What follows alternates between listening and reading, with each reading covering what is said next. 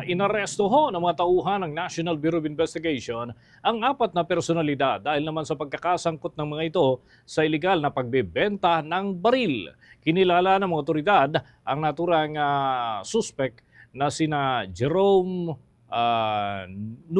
Nuyke at Maximo Ayawon, pati itong si Michael Douglas Loleng at Nilo Barnacha.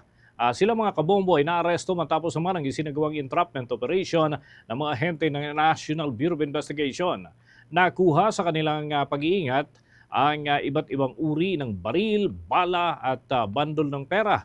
Nagugat naman ang operasyon matapos na makatanggap sila ng tip hinggil sa umano'y grupo na nag-ooperate sa pagbebenta ng naturang mga baril sa National Capital Region at sa mga kalapit na mga lugar na ito. At naharap ngayon ang 4 na individual sa kasong paglabag sa Republic Act 10591 o Comprehensive Firearms and Ammunition Regulation Act. At inaasahan mga kabombo ang mas pinaigting pa ng mga pagbabantay ukol sa mga kaparehong kaso.